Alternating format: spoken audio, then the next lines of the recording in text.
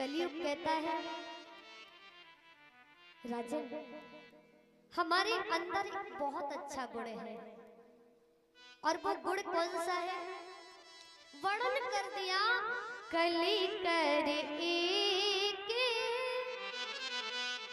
पुनीत प्रतापा, मानस पुण्य हो ही नहीं पापा। कलयुग केवल नाम आधारा, सुमेरे सुमेरे नर उतरे पार। महाराज, हमारे होने से आपको एक बहुत बड़ा लाभ मिलेगा। जानते हो वो लाभ क्या है? कलयुग कहता है कि अगर आपने मुझे मार दिया तो सरकार आप हमारा निवेदन स्वीकार करो। अगर मैं चला गया तो लोगों को भगवान की प्राप्ति करने में बड़ी कठिनाई हो जाएगी।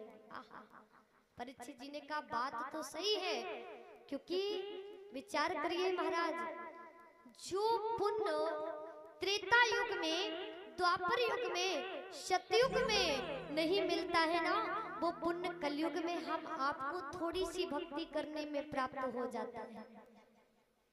त्रेता युग में लोग समाधि लगाया करते थे, यहाँ तक अपनी काया को हर तरीके से खत्म कर देते थे। महाराज, समाधि के अनुसार काया की एक एक हड्डी दिखाई देने लगती थी, है?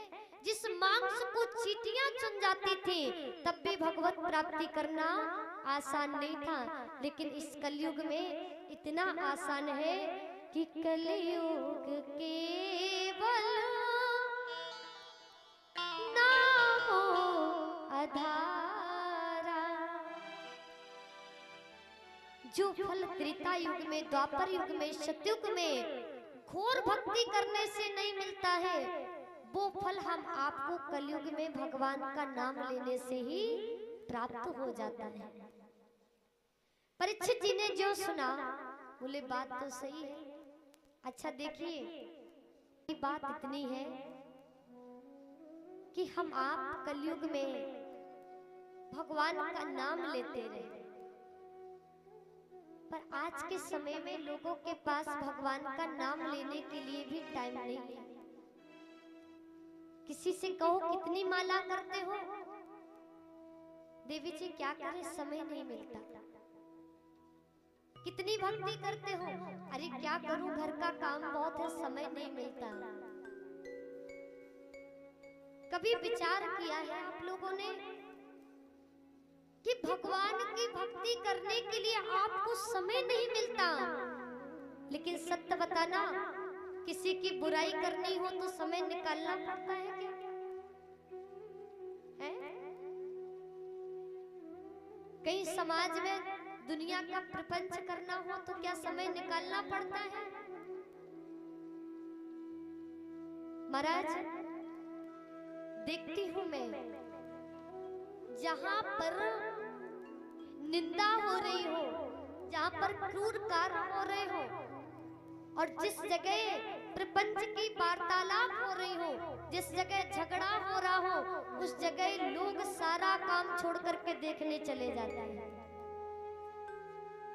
लेकिन प्रभु की भक्ति करने के लिए, भगवान का भजन करने के लिए देवी जी समय नहीं मिलता।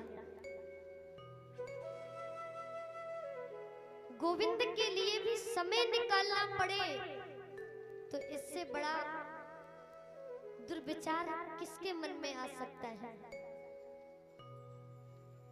एक बात याद रखना कि भगवान के लिए समय निकाला नहीं जाता है।